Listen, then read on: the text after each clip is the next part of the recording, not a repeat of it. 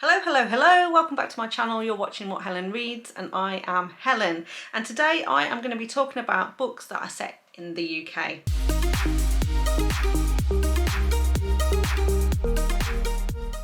Now if you have wondered, hopefully you can detect from my accent, but I am in fact from the UK and I live in England. And the majority of the books that I read are obviously written in American English, and also they are mainly set in cities in America. So because I love mafia romances so much, I tend to get a lot of books set in New York, Chicago and Boston. So I thought it'd be fun to take a look at some of my favourite books that I've read over the last couple of years that have actually been set in the UK, or at least partially the characters spend some time in the UK. I'm also quite excited today because two of the books I'm going to recommend I actually have physical copies for, which is quite rare, as you know. So I've got those off my shelves and ready to go. So the first book I want to talk about today is Illicit King by Maggie, and this is book one in her Mafia Wars Island series, and in this one we are following Brody and Elena. Now this one is, like I say, it's a mafia romance, it's enemies to lovers, and it's also an age gap romance as well. Now Maggie has obviously done some Mafia Wars series already. The first series was set very much in Chicago with a little bit in New York. Then we moved to New York with Mafia Wars New York, and now we have moved to Ireland. But this first book in this series is primarily takes place at the start of the book anyway. It takes place in London. Then they move to sort of Northern Ireland. There is a little bit in the Republic of Ireland as well, and then we spend a little bit of time in New York. So this one, like I said, they start very much in London. Now Brody and Elena in this one are from opposing mafia families, so they're rival mafia families, and Elena's family has recently taken ownership of a race course that Brody's family owned, and Brody's family are desperate to get this race course back. And he and his brothers, who originally are from New York, are sent back basically to Ireland to basically take back some control. They've lost quite a lot of ground, a lot of control in Ireland, and their dad has basically sent them back to go and sort things out. But on the way over, during their travels, their private jet, which is quite an old jet because their dad won't give them enough money for a brand new one, runs into difficulty and they have to land in London. And while they're in London, they make use of the time by Brody decides he's going to try and get this racetrack back from Elena's family. Now Elena is very much running the show, and she doesn't know who Brody is, so it's a perfect opportunity for him to infiltrate, pretend he's someone he isn't, maybe get her to fall in love with him, do some dating. He can get some insider knowledge and use that information basically to get this racetrack back from her. Of course, he's keeping this big secret from her. He's going to try and not to get emotionally involved, but of course as he spends more time with her, he absolutely does get emotionally involved, and this secret that he's hiding about his identity is clearly at some point going to blow up in his face. Like I say, while this does start off in London, because of their connections and the fact that his family, his dad and everything is based in New York, and her family kind of like own Dublin, and his family is trying to get a foothold back in Belfast, which is Northern Ireland, then they do sort of move around. Quite a lot of time is spent in the UK, and then, like I say, in Ireland and New York as well. But I would recommend. It's a really great start to the new series, and there's just 2 books out in this series so far, with the third one coming out in August. So the next one I want to recommend is Flawed by Karla Sorenson. And this one is the Ward Sisters book 3, and in this one we're following Leah and Jude. Now this one is an accidental pregnancy and sports romance. So Leah is one of the Ward sisters, and she is spending a semester in the UK because she is studying for her masters in English literature, and she's going to spend some time at Oxford University. And when she first comes over, she basically goes to London. Now, one rainy day in London, she basically takes shelter in a pub, and who should be sitting at the bar that she starts to speak to but a man called Jude. Now, she doesn't recognise him at all, but he is a famous soccer player. So for us in England, that is a football player, but for you guys in America, if it's a soccer player. So he is sceptical at first that she doesn't know who he is, and then realises that she actually doesn't, but they have a lot of football talk, and she pretty much says that American football is way better than soccer, and he has to you know, they have to agree to disagree, but they have a very interesting afternoon together in this pub. They have quite a bit of chemistry together and end up spending the night together. Now, after this liaison, they go their separate ways, but she then realises that she's pregnant, and gets in touch with him to kind of let him know that he's going to be a father, and it's the story about how they deal with that information, whether or not they're going to make it work as a couple, and how they're going to co-parent. But the majority of this book is therefore set in and around London, a little bit in Oxford, and we also do travel to the north of England, around the Yorkshire area, because I'm pretty sure they go and visit the home of the Bronte sisters, which is in Haworth, which is in North Yorkshire. I'm pretty sure it is the Brontes that she goes to see up there. Yeah, if you want a sports romance set in the UK, then I recommend Flawed by Karla Sorenson. Then another fantastic book is Mr. Masters by T L Swan, and Mr. Masters is book 1 in the Mr. series by this author, and in this particular book we're following Julian and Bree. Now, Julian is a judge.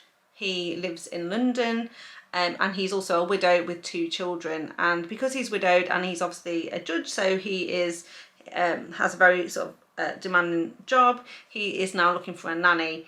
And this is where Bree comes in, because she is an Australian girl who has decided she needs to get away.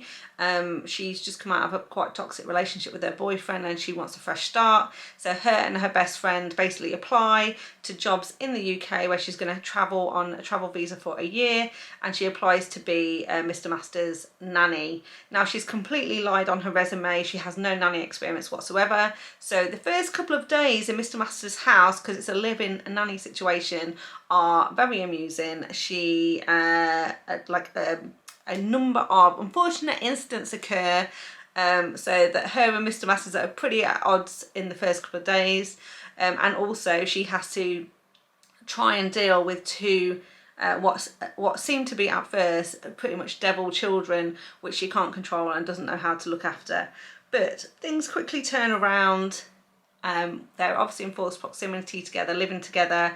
She ultimately develops a very, very strong bond and good connection with his children, and then kind of breaks through his hard exterior, because he is a widow, he's not looking for another woman, he's not looking for any more love, and so kind of she has to kind of break down his barriers as well. But I absolutely love this one, and like I say, he's kind of like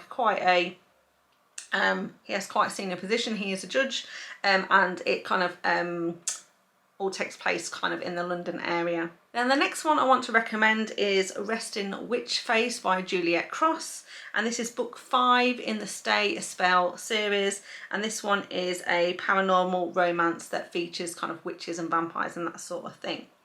Now, in this one we're following Jules and Ruben, and Jules is head of the witches, in fact all of the paranormal community in the city of New Orleans.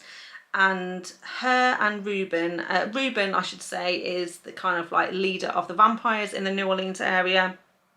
And Jules and Ruben have got a history. They have previously had a relationship together, but over a decade has now passed. We know something in their past has happened that meant that they were no longer together, and Jules is kind of like been a bit antagonistic towards Ruben for the majority of the books in this series. However, this is their second chance romance, and Ruben finally gets his chance to kind of like win Jules back over when they go on a road trip, and part of this road trip takes them from New Orleans to a different part in a place in America, and then they eventually travel to the UK. They come to London and then go north, and even we see them in Scotland a little bit as well. So I absolutely love this one. I love the Stay Spell series overall, but this particular book was my favourite in the series. I just think it was so well rounded.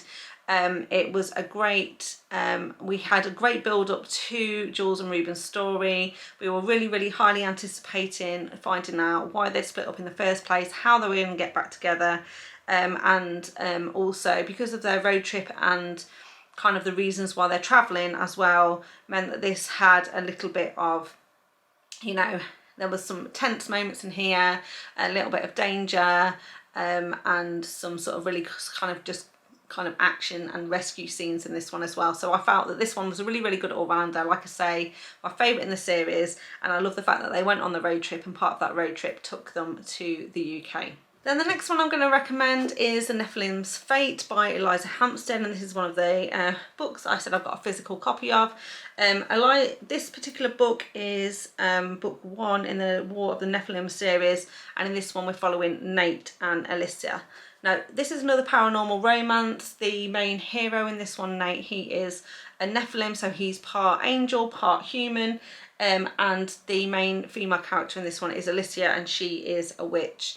Now, this is a forbidden romance because the witches and the Nephilim cannot be together. There's some sort of rule that if they get together romantically, then bad things will happen, potentially they will die, but they are kind of fated mates. They have been dreaming about each other, and when they finally meet and realise that the other person's the person they've been dreaming about, they realise they need to be together, but they also need to figure out how they're going to do that when the prophecy says that they cannot be together.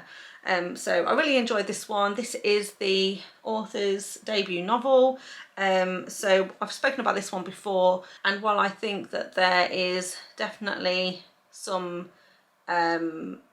developmental areas in the writing for this particular author, I really love the story. I love the world building in this one. I think it's got great potential, and I think this author's got great potential as she goes through her writing journey and develops her writing skills further. So this one is mainly set in London, in and around the London area, where the Nephilim's headquarters are and the witches' headquarters are as well, but they also do go on a bit of a road trip, so they see other parts of the UK in this one as well. Then the next one I'm going to recommend is a bit of a cheat really. It's Twisted Love by Anna Huang, and this is book 1 in the Twisted series, and in this one we're following Alex and Ava. Now this is a sort of a contemporary romance with a bit of a twist. It's a dark, it's not a full dark romance I don't think, but it's bordering on a dark romance, and I was very much surprised by this one because I just thought it was going to be a light-hearted contemporary romance, and it turned out to have a much more sinister, darker twist than I was expecting. So like I said, this one is a bit of a cheat to be in this particular video because it is mainly set in the US, and it's only the end of the book where we travel to the UK, and the main characters are kind of in the UK for an extended period of time, but towards the end of this book. Now I'm not going to tell you why they end up there because that will be a bit of a spoiler, but nevertheless they do end up in the UK. So in this one, the heroine is Ava, and her brother's best friend is Alex. Now Ava and her brother live next door to each other, and her brother likes that because he likes to keep an eye on her. She's often getting herself into trouble, and he's kind of get her out of sticky situations. And this is no different from the very start of this book, where she is out on a photo shoot because she's a photographer, and she's late coming home. She's at the bus stop, it's chucking it down the rain, no buses are coming, but she needs to get back home because it's her brother's birthday party. She needs to pick up a cake and get to the party. When no buses come along and it's starting to get dark, she decides to ring her brother to say, hey, I'm really sorry, can you come out and get me? And he is tied up, so he basically asks his best friend Alex to go and get her. Now Alex has always been very standoffish towards Ava. He's very much a grump when she's a bit of a sunshine, and he's a bit put out that he's had to pick her up, but he'll do anything for his best friend, so there he is. And she sort of says, oh, do you mind not only picking me up, going to get cake with me? And he's really not happy about that either. And so you can tell straight away that they're kind of a little bit antagonistic towards each other. But Ava's always had really a secret crush on Alex, but he's kind of like the Iceman, you know, he's very, very attractive. and in his professional life he is extremely successful. He is a sort of self-made millionaire, but he's kind of like got you know, his emotions are ice basically, and he's very, very strict and reserved, and not doesn't really appear to have a lot of fun. But nevertheless, Ava and Alex are kind of pushed together because of their relationship and their connection with Ava's brother. So Ava's brother is a doctor, and as part of his kind of like training, he is going to be going to another country to practice his medical skills, doctoring skills in another country, and he's going to be gone for a year. Now he's worried to leave Ava alone because as I said, she's always getting herself into trouble, and he needs someone very much to look out for her. So he asks Alex to look out for Ava over this 12-month period while he's gone, and Alex very reluctantly agrees, but he comes up with a great idea, and while her brother is away, Alex is going to move into the house next door so that he can absolutely keep an eye on her, because once he's committed to do this, he takes his job very seriously.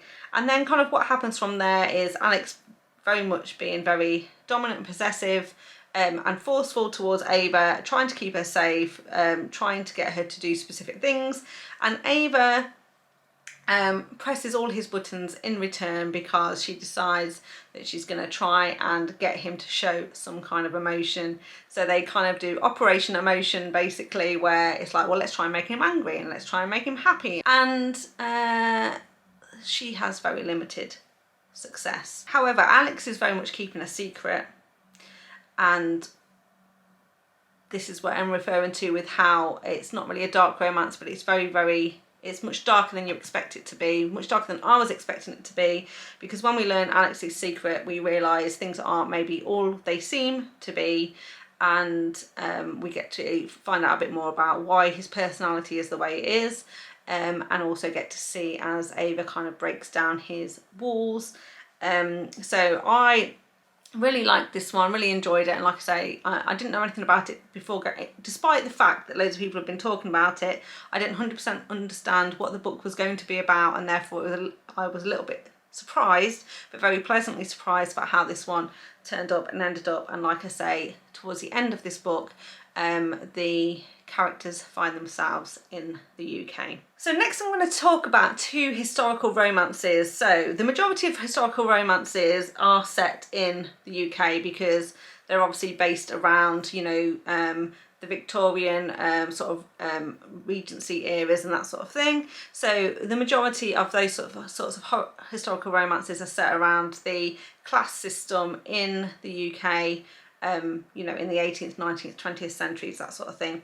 So it won't surprise you to know that I've got a couple of historicals in here. Now, I'm not a massive historical reader, but the ones I have read I've really enjoyed.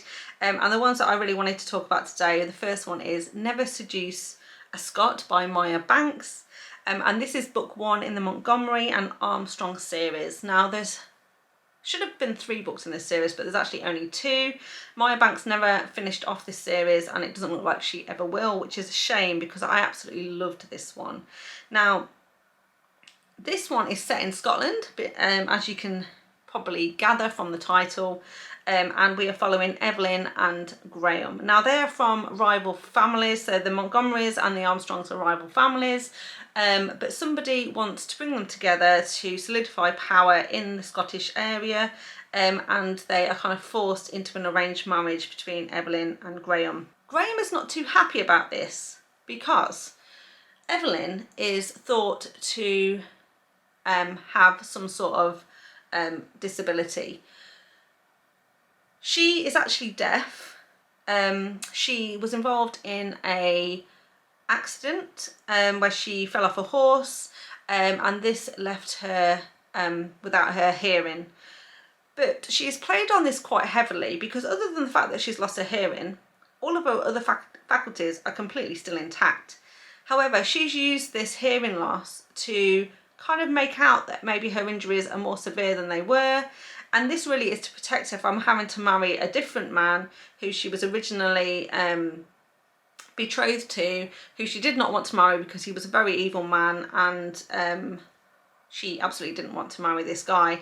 So it became her opportunity to make people think that she was a little bit touched in the head, and that she wasn't fit to make any decisions about marriage and couldn't be married off. Now, she has learned over time to lip read, so she's a fantastic lip reader. She knows everything that's going on about her, even though people assume that she doesn't know what's going on, because she often doesn't respond to them. And sometimes it's because maybe she hasn't seen, like, unless she's looking at them, she can't obviously hear them speak, but sometimes she chooses to pretend she doesn't know what's going on so that she can get out of, you know, social engagements and things, and she can just go to her room. So Graham is not too happy to have to be married off to Evelyn, because he thinks that the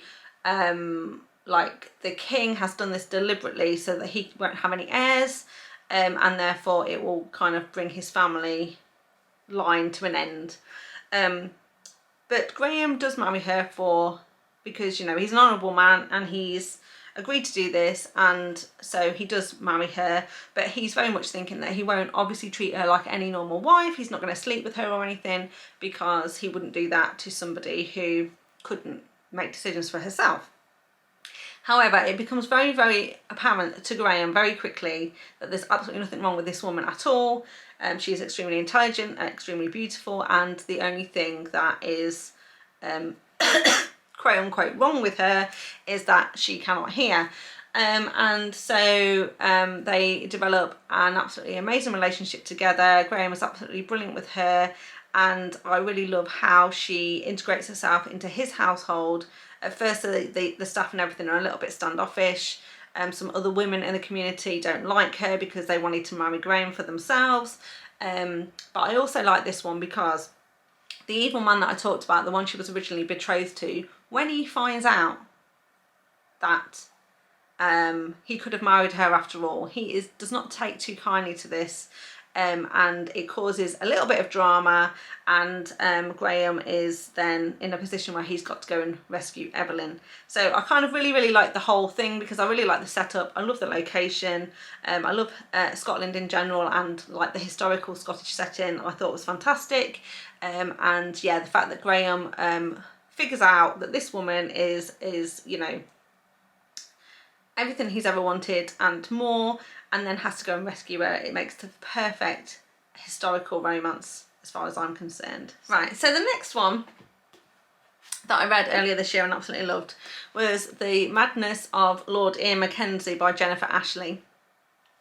Now this one is set in London, and from London we get to travel to the north of England, which is sort of where the McKenzie estate is, and we also have a little bit of a spell in France as well when we nip over to Paris. So this one does a good bit of European travelling, but like I say, starts off in London, and then we kind of move around a little bit. So this is book one of the Mackenzies. It's a historical romance again, and this one, like I say, is set in London, and we are following Ian and Beth. Now Ian, who has the title of this book, Lord Ian McKenzie, he is thought to be a little bit mad. He's a bit touched, but we think he is a very, very intelligent, clever man, probably on the autism spectrum, but clearly in historical terms, never diagnosed in that way. But everyone thinks he's a little bit touched, a little bit mad. There's also a dark cloud over his family. Like, his family is really, really well to do. Obviously he's a lord, his brother is the duke, but his family's sort of got a bit of a bad reputation. There is some rumours or suspicion that maybe a murder has taken place, and somebody is responsible for something they shouldn't be. And then the heroine in this one is a lady called Beth. Now Beth is a wealthy lady, and she is not married, and she didn't start out that way though. So she started out very much as a commoner back in these days, but she befriended a very wealthy lady. She became kind of her companion, and when this lady died, she left her all her money. So she is basically a single lady with a lot of wealth, and there are some men circling about Beth because they want to marry her and therefore take her fortune. So she is actually, when we first start this book, she is actually betrothed to another gentleman.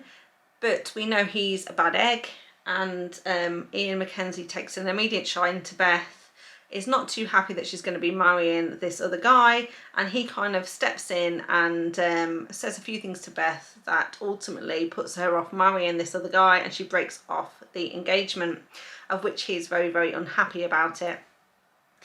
And Ian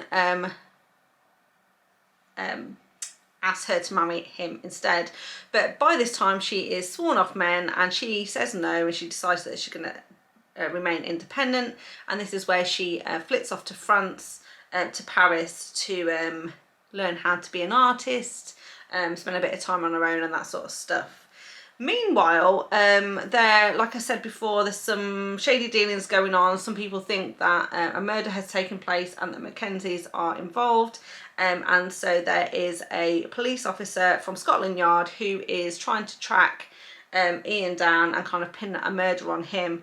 And then Beth becomes very intrigued because she knows that Ian has not done this, and she sets about trying to unravel the plot for herself, and in doing so gets herself into a little bit of trouble that Ian kind of has to get her out of. So I really like this one. I thought it was a really interesting plot, lots going on. It's a bit of a murder mystery slash romance, set in, you know, set in historical times, but also, like I say, it was great because we had a little bit of travel going on from London to the north of England and then to Paris, and so I thoroughly enjoyed this one and would highly recommend. Then the next one I want to recommend is Rescuing Rayne by Susan Stoker, and this one is a military romance. It's book 1 in her Delta Force series, and in this one we're following Rayne, and also Keen, who is known as Ghost by his military buddies.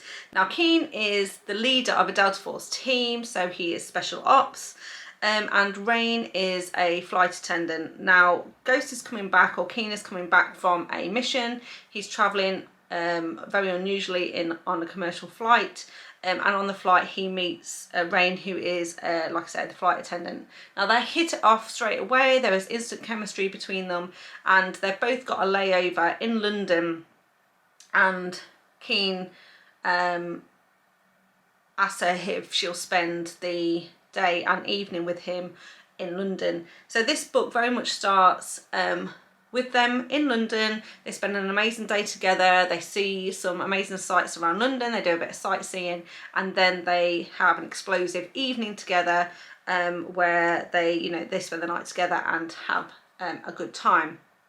At the end of this, though, they go their separate ways, because Keen doesn't think that his job is suitable to have a wife and family, because he has to go away on special missions. He can never tell anyone where he's going, and obviously it's very dangerous. And obviously Rayne is a flight attendant, so she travels around the world all the time as well. So they kind of go their separate ways, but they can't stop thinking about each other. And then a couple of months later, Rayne is on a job. She is in another country. I can't remember exactly where the country is, but it's kind of like Turkey, Israel, one of those sorts of countries. And while she is again laying over in the city there, she's going out and she's doing a bit of sightseeing.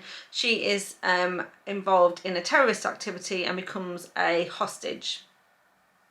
And Keen / Ghost team is sent in to recover the hostages.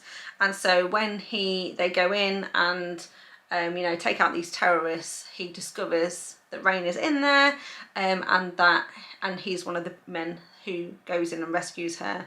And then of course she then realizes what job he does for a living, and now he doesn't have to keep this secret, because she knows already there is a possibility that they can have a relationship together, and their kind of relationship goes from there. And then the last one I wanted to talk about is something a bit different. This one is a fan fiction book that I read last year called Contradictions by Ambpersand. You can download, and this is a Harry Potter fan fiction, so it's a Hermione fanfic, so Draco Malfoy and Hermione Granger, and this one is free to download on AO3, so that's an archive of our own, where you can download lots of different types of fanfics and stuff like that. Of course, this is a Harry Potter themed fan fiction, so it is absolutely set in England, and in this one we're following Hermione and Draco. Now this is, you know, after the book, so it's from a time scale perspective, this is set after all of the Harry Potter books, and Hermione is working for the Ministry of Magic, and Draco is kind of a bit of a consultant, and he comes in and out. He's still sort of got a bit of a dodgy reputation because of you know, his involvement in the war, and his family and his family's involvement as a whole, but he is working really, really hard to make up for everything that's happened in the past, and is doing some good work also for the ministry. Now Hermione has gone, so this is basically very much a BDSM romance, and Hermione is having troubles in the bedroom, and she decides that she's going to go to kind of like a BDSM sex club to explore that side of her sexuality, to find out if BDSM is a lifestyle for her, and see how she can kind of make it work. Now, because this is a magical setting, basically when you apply to go into this BDSM club, you also can hide your identity. So when Hermione fills out all the forms and everything, she gets paired up with another person. She doesn't know who that is, and she can also weave a bit of magic to change her face so the person doesn't recognise her when she goes in. She doesn't know, and what Draco doesn't know, is they've been paired up together. So Hermione and Draco have been paired up as a match, and they basically get into a scene together. Draco is like gently, he knows it's basically her first time in like playing out a scene, and so he goes gently with her, but they're having a great time, and towards the end of their session her mask slips from her face, and Draco figures out that it's Hermione, and Hermione figures out it's Draco, and she is horrified, and she basically uses, you know, she basically teleports herself out of the room. Now Draco very much wants to catch up with Hermione because he knows that aftercare is really important after you've carried out a scene, and he kind of wants to you know, follow up with her and make sure she's okay. And so the following day he kind of corners her in the Ministry of Magic, and they have a bit of a conversation, and at first they are not going to have another scene together, but ultimately what they've experienced is very intriguing, and Hermione for the first time feels very, very kind of like safe, but also very turned on in the bedroom, and she wants to explore the dynamic a little bit further. And so basically she agrees to have another scene with him, and their kind of relationship develops from there. So I really, really like this fan fiction. I thought it was really, really well written, really well done. I absolutely love Hermione and Draco as a couple, and of course because it's set in the Harry Potter kind of universe, we get to see some of the places that we know and love. So it's kind of UK, but in a magical version of the UK, which I think is absolutely fantastic as well. So there we have it. That's 10 recommendations for books that are either set in the UK, or at least partially the characters spend some time here in the UK. I hope you enjoyed that. If you did, please give me a thumbs up. If you have any recommendations for other books that are set in the UK that you want me to read, then please put that in the comments down below. And as always, if you want to see more content from me, please remember to subscribe to my channel. So thank you very much for watching, and I'll see you next time. Bye. Who doesn't like a bad boy turned bad? To find out if to explore that side of now Keen is a Delta Force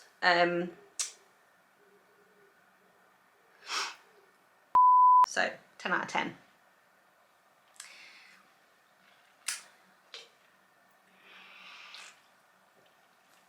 I don't know if it is 10 out of 10, probably not. Not 10 out of 10 because we only rate by 5 stars, Helen. And let's try and make him you know,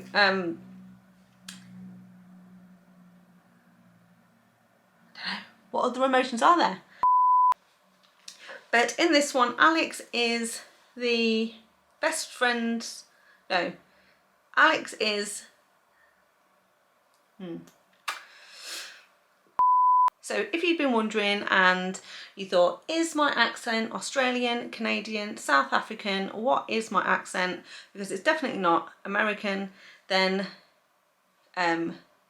you won't be surprised to know that it is actually a British accent.